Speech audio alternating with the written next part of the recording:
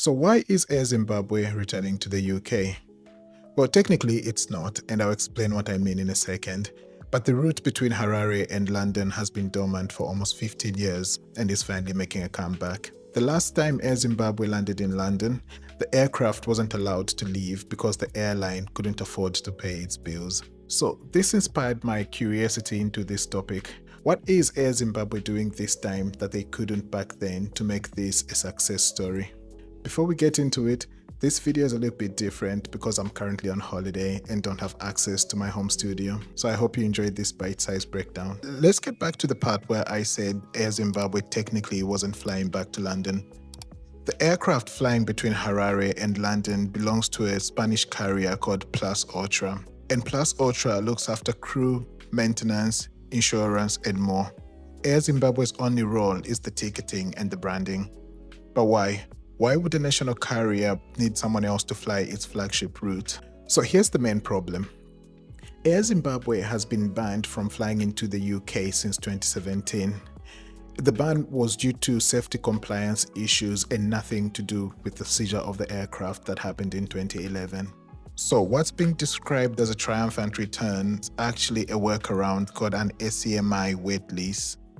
This is an agreement where an airline provides aircraft, crew, maintenance, and insurance. And here's the important part for Zimbabwe.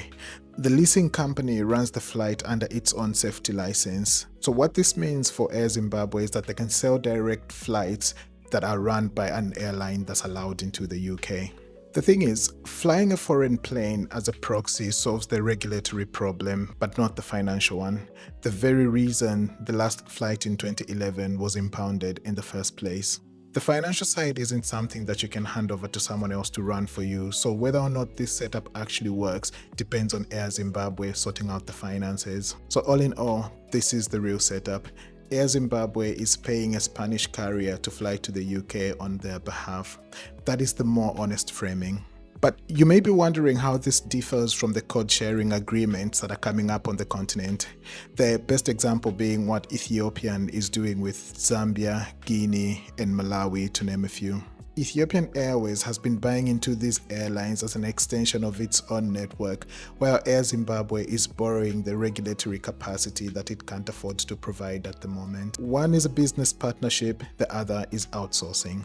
For Air Zimbabwe, this will either be a clever way of hacking the system, or it's a story of recycling the same problems over and over again. And for as long as Air Zimbabwe keeps paying the leasing fees to Plus Ultra, we can for now say Air Zimbabwe flies between Harare and London direct. If you're interested in similar topics, then you might like the linked video.